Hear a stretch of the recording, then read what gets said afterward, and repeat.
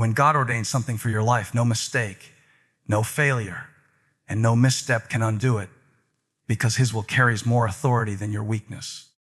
So often we think that one wrong decision, one poor choice, or one season of wandering has canceled out the plan God had in place for us. But that is not how God works. He is bigger than your failures and greater than your flaws. When God speaks something into existence, it does not return void.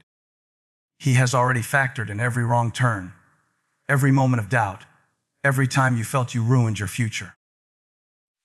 You cannot frustrate the sovereignty of God with your imperfections, because He has already woven them into the story.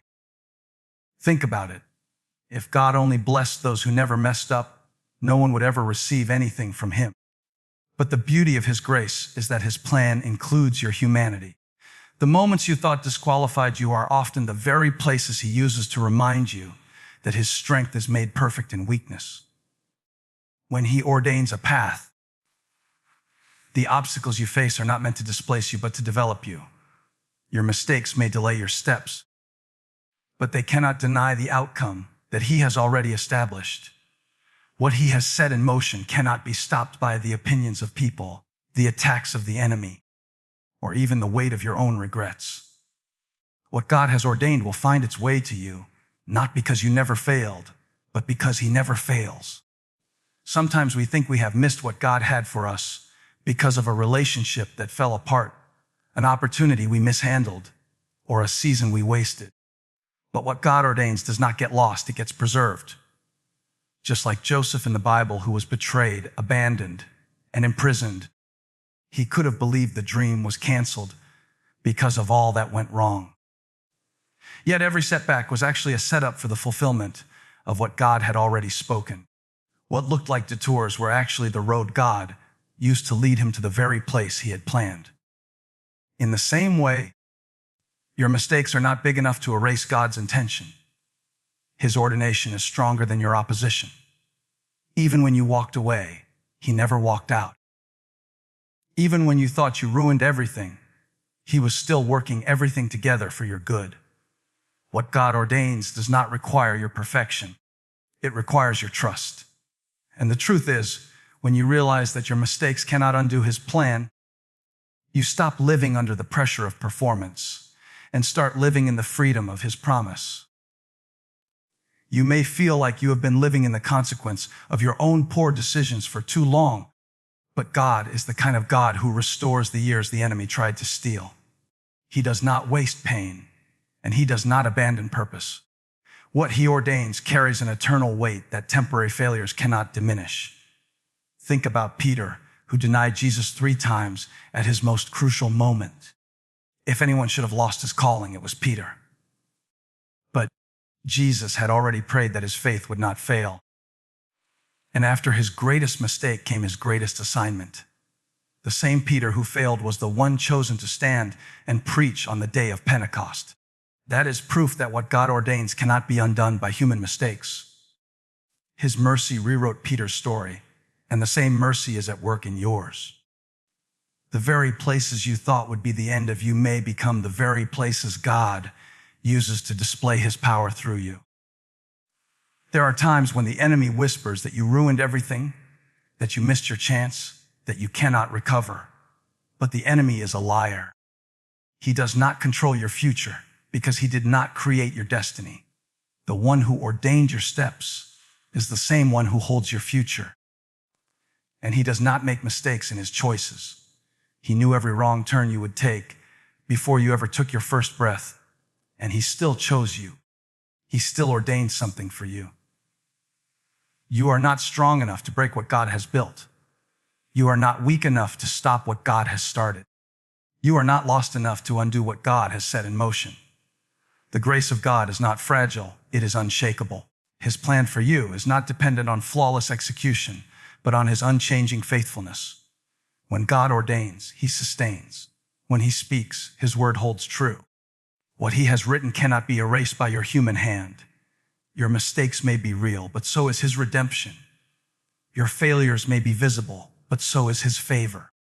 Your setbacks may hurt, but so does His refining work that turns pain into purpose. He does not consult your past to determine your future. He does not discard you because of your weakness. He displays His glory through it. Every time you feel like your mistake has undone His plan, remember that He already accounted for it and still ordained victory for you. What God ordains, no human mistake can undo, because His will is not fragile, His power is not limited, and His promises are not dependent on your perfection, but on His unchanging nature. Divine timing is greater than human searching, because what God sets in place always arrives at the moment it is meant to, not when our impatience demands it. We live in a world that constantly pushes us to search, to strive, to hustle for answers, for relationships, for opportunities, and for breakthroughs. And while searching can seem like progress, it often leaves us weary, anxious, and desperate. Human searching is driven by a clock that always feels like it's running out. But divine timing flows from eternity, where God has already aligned every detail according to His perfect wisdom.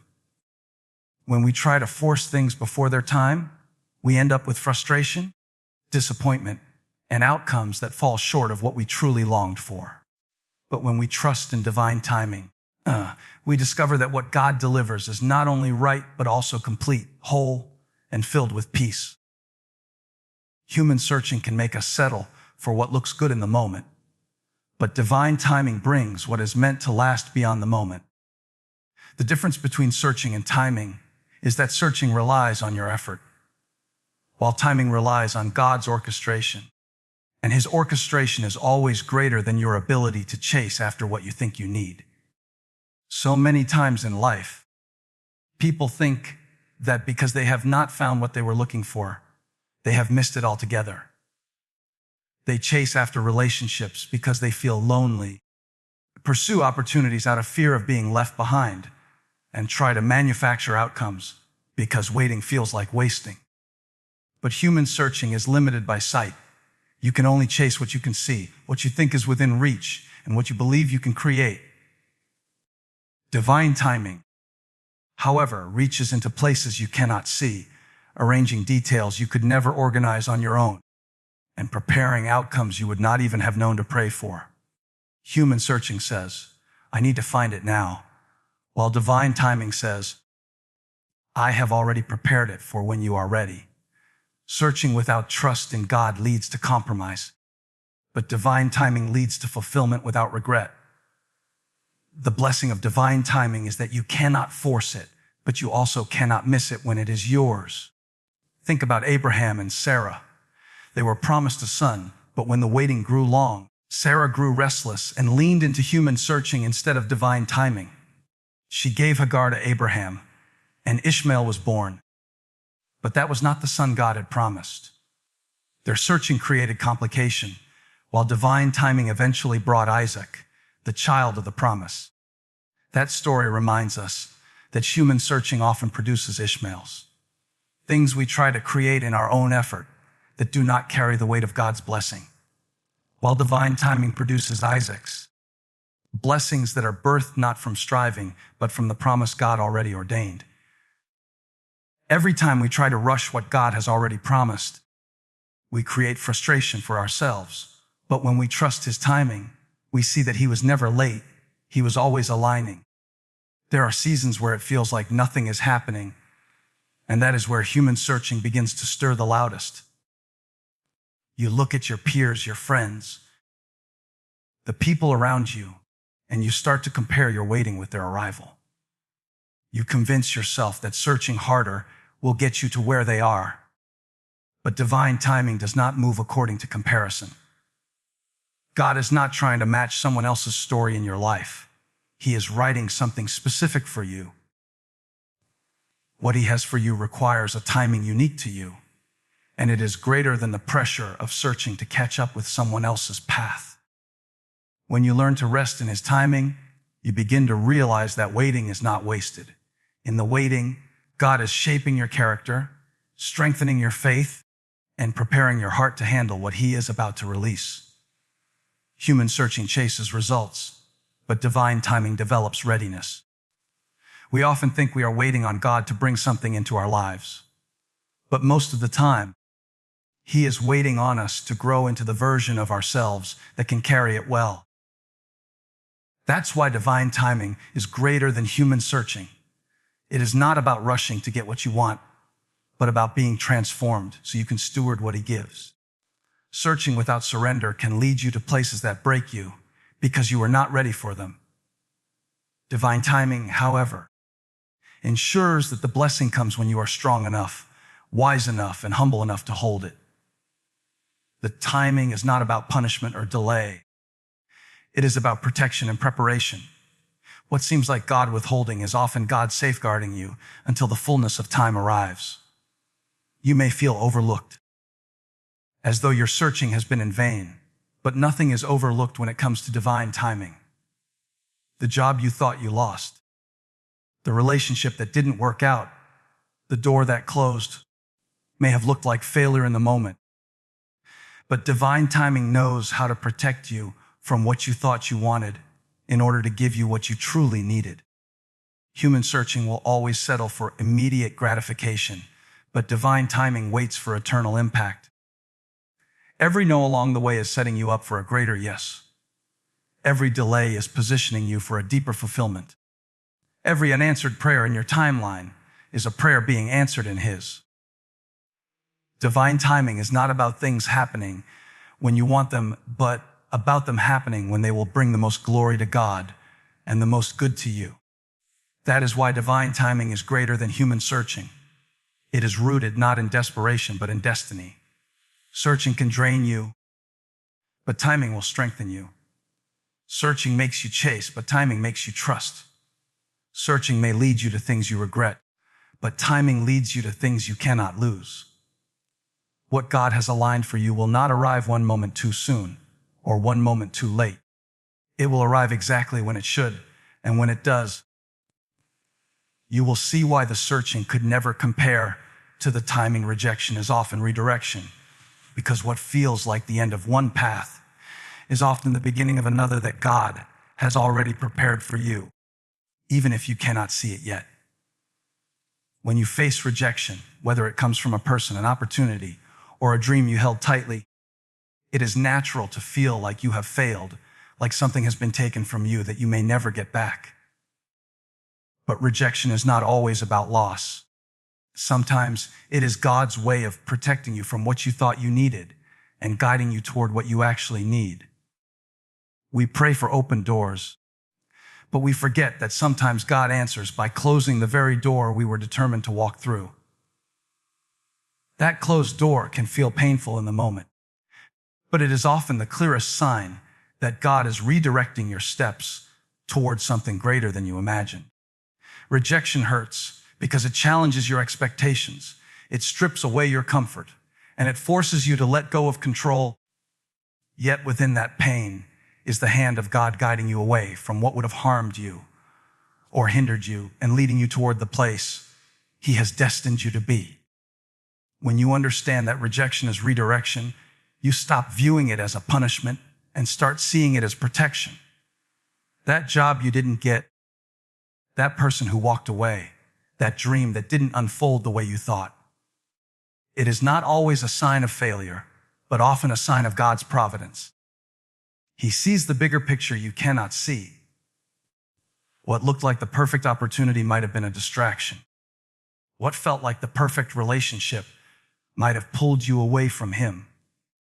What appeared to be the right timing may have rushed you ahead of His preparation. Human eyes can only see the immediate, but God sees the eternal, and when He allows rejection, it is not to break you, but to bend your path toward the place He has ordained for you.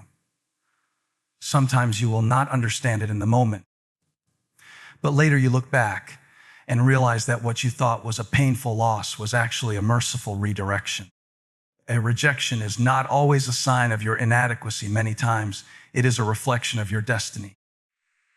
The reason some people walk away is because they were never meant to walk with you into the future God has designed.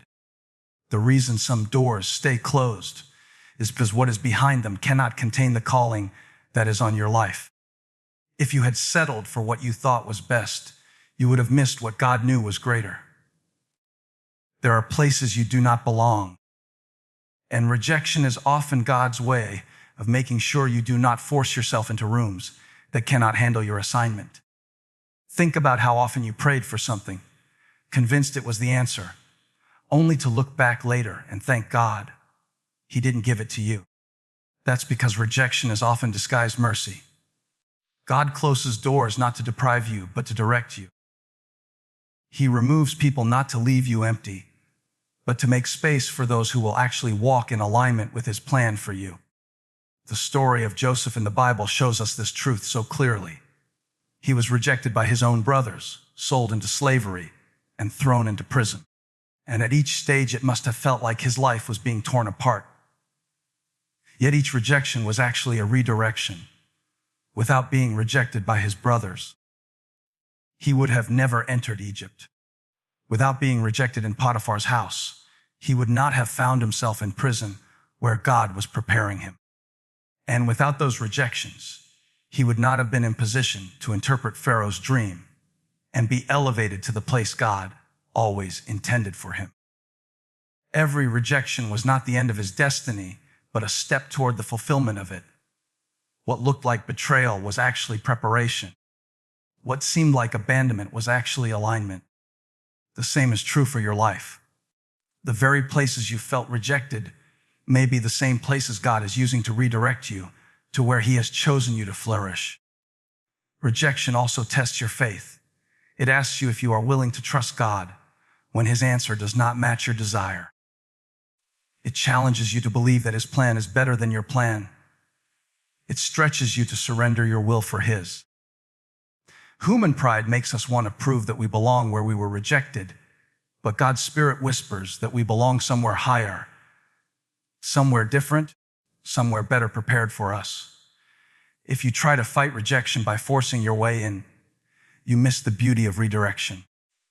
But if you trust that rejection is God's way of moving you, you start to see it as evidence that He is actively leading your life. Every no becomes a divine nudge. Every closed door becomes a compass. Every person who leaves becomes a space for God to fill with something greater. It is easy to let rejection define you, but it was never meant to define you. It was meant to direct you. Too often people carry the weight of rejection as though it proves they are not worthy, but rejection is rarely about worth. It is about placement. You are not being told you are not enough. You are being guided to where your enough will be received, valued, and used. God has a way of removing you from what you thought you needed so that you can discover what you were truly made for. He redirects you not because you are unworthy, but because you are chosen, and chosen people cannot remain in places that do not align with their calling. The sting of rejection may remain for a while, but beneath that sting is the seed of redirection. If you allow bitterness to take root, you will miss the beauty of where God is trying to lead you. But if you allow faith to rise up, you will see that rejection is a signal that God is at work. He is not finished, and He is not withholding.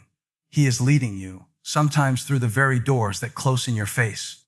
Rejection is often redirection, because the God who orders your steps knows how to close off what is not meant for you in order to guide you toward what He has already prepared. Preparation always precedes connection, because before God brings the right people, opportunities, or assignments into your life, He first prepares you to be able to carry them well. We often pray for connections, asking God to send us the right partner, the right community, the right mentor, or the right open door. But God is just as concerned about who we are becoming as He is about what He is bringing. If you are not prepared, even the right connection can become overwhelming, mishandled, or even wasted. That is why God often takes you through seasons of solitude, growth, stretching, and refining before He introduces you to the very thing you have been praying for. Preparation is not punishment. It is alignment. It is God shaping your character, deepening your faith, and strengthening your capacity so that when the connection arrives, you are not only ready to receive it, but also able to nurture it. Without preparation, connection can be premature, and premature blessings often turn into burdens. God knows what you are asking for, but he also knows what you are ready for, and in his wisdom, he prepares you so that his blessing does not crush you, but instead completes you. When you look through Scripture, you see this pattern everywhere. David was anointed king as a young shepherd boy, but he did not immediately take the throne. Instead, God kept him in the fields, fighting lions and bears, preparing him in private for the Goliaths he would later face in public. The connection to the throne required preparation in the pasture. Joseph dreamed of leadership at a young age, but before he ever stepped into the palace, he walked through betrayal, slavery, and prison. Those seasons were not wasted. They were preparation. They built resilience, wisdom, and faith so that when the connection to Pharaoh's court came, Joseph was ready to step into his destiny. Even Jesus, before beginning his ministry, spent time in obscurity, growing in wisdom and stature, and then endured 40 days in the wilderness before his connection with the crowds and disciples ever began. Preparation always comes first, because preparation makes you strong enough to stand in the place that connection will take you. Preparation is also about pruning. There are habits, mindsets, and attachments that cannot go with you into the next season. Sometimes God will strip things away not because he is denying you, but because he is making space for the connection that is to come. If he connected you too soon, you would drag old baggage into new places and sabotage the blessing before it had a chance to grow. Preparation teaches you discipline, obedience, and trust. It forces you to let go of what is temporary so you can hold on to what is eternal. In preparation, God is not just working on what he will give to you. He is working on who he is making you to be. The deeper the connection he has planned, the more intense the preparation will often feel. Think about how preparation builds recognition. Without the season of waiting, you might not even recognize the connection when it shows up. You could overlook it, dismiss it, or mishandle it because your heart was not tuned to discern it. Preparation sharpens your spiritual eyes and ears so that when the connection comes, you do not treat it as ordinary. When Ruth was working in the fields, she did not know she was being prepared for her connection with Boaz, but her diligence, humility, and faith positioned her to be noticed. When the connection came, she was ready because her preparation had already shaped her character. Preparation ensures that when the right thing arrives, you are not blinded by distraction or pride, but anchored enough to value it. The frustration for most people is that preparation feels hidden. It feels like nothing is happening, like your prayers are unanswered, like life is passing you by. But hidden seasons are holy seasons. God does his deepest work in the dark, beneath the surface, out of sight. Just like a seed buried in the soil, the roots are being formed long before the fruit ever shows. You may not see evidence of what God is doing, but he is preparing you. Every test you are walking through, every waiting season, every battle that forces you to rely on him more, is shaping you for the connection he already has in mind. Without that hidden preparation, the connection would not last, but with it, the connection will not only come but also flourish. Preparation also builds capacity. Many times, people are praying for blessings they do not have the strength to carry yet. You want influence, but can you handle the pressure that comes with it? You want relationships, but can you love selflessly and forgive quickly? You want opportunities, but can you steward them with integrity and diligence? Preparation enlarges your capacity so that when God gives you what you prayed for, you do not waste it through immaturity. What you call delay is often God expanding you to hold more. The greater the connection, the greater the preparation needed. So often, people despise the season of preparation because it feels slow, but slow growth is strong growth. Quick connections without preparation often collapse, but connections built after preparation last. God is not withholding, he is preparing. He is teaching you to trust his timing, to depend on his strength, and to build on his foundation. He knows exactly who he has aligned for you, exactly what doors he will open, and exactly when those connections will take place. But until then, he prepares you in ways you may not even realize. every challenge, every delay. Every season of stretching is shaping you into the person who can stand where he is leading you. Preparation always precedes connection, because God's desire is not just to give you what you want, but to ensure that when you step into what he has for you, you will thrive in it, not be crushed by it. The chosen one complements, not completes you, because no human being was ever designed to fill the place in your soul that only God can occupy. Many people step into relationships believing that the right person will fix their brokenness, heal their insecurities, or erase their loneliness. But this is a weight no one can carry. When you place the burden of completion on another person, you set both yourself and them up for disappointment, because the truth is you were never incomplete to begin with. You were created whole in the image of God. A chosen partner, whether in marriage, friendship, or divine partnership, is not meant to be the missing piece of your identity, but rather a reflection and reinforcement of who you already are in him. Completion is the work of Christ in you, while complement is the gift of someone who walks alongside you. If you look to a person to complete you, you will forever chase fulfillment through them. But if you recognize that only God completes you, you can receive the one he has chosen as a complement, who strengthens what he has already established in you.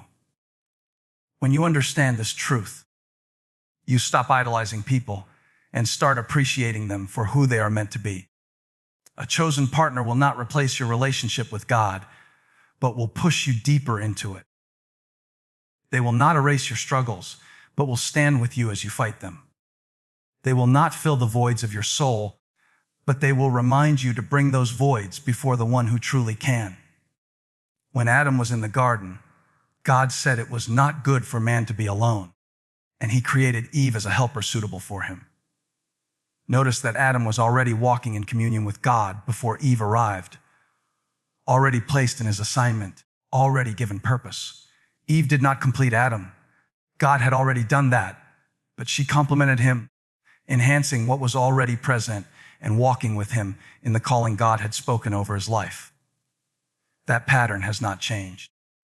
God's chosen ones for us are never meant to complete us, but to complement us, to align with our purpose, and amplify what God is already doing.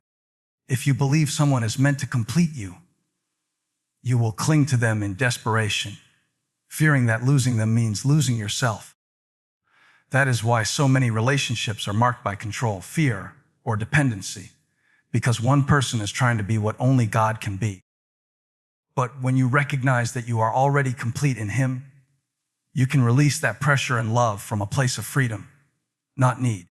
The chosen one complements by standing beside you, not by being your foundation. Your foundation is Christ, and any connection God ordains will rest on him.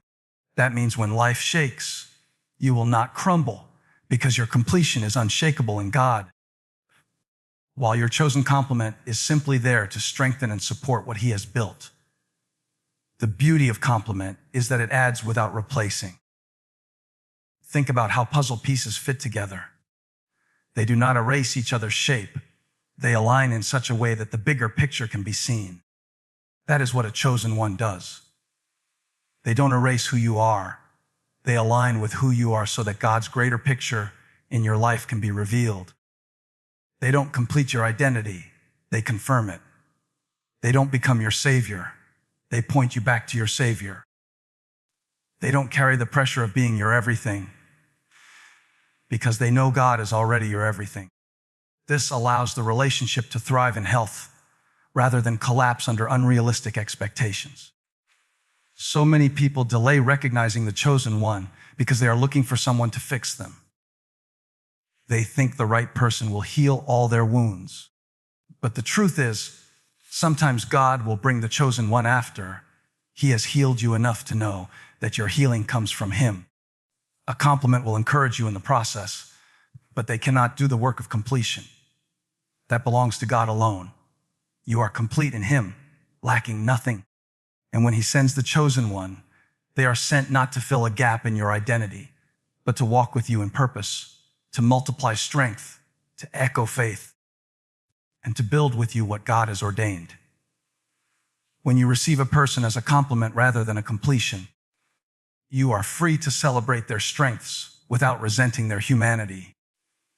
You know they are not perfect, and you don't need them to be, because perfection was never their assignment. Their assignment is partnership, alignment, and complement. This changes the way you love, because you stop demanding from them what only God can provide.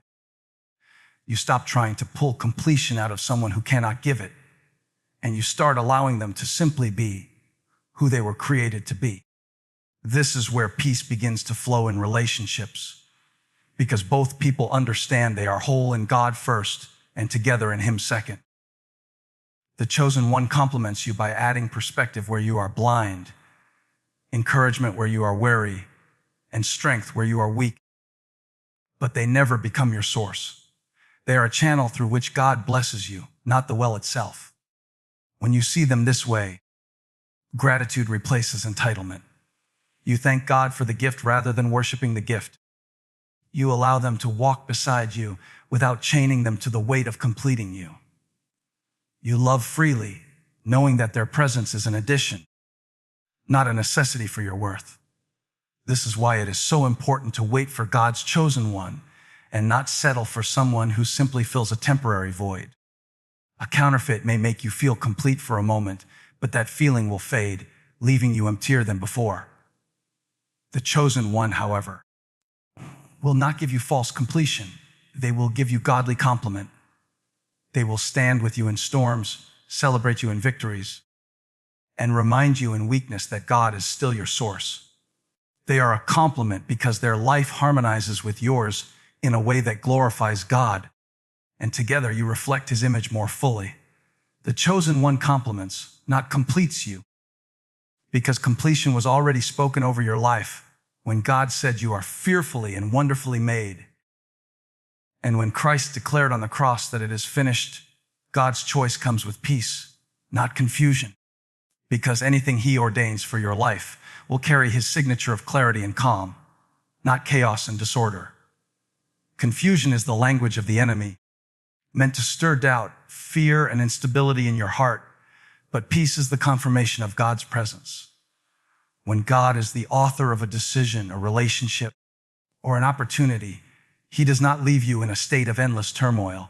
Instead, He gives you a deep, unshakable peace that does not always make sense to the natural mind, but anchors your spirit in assurance.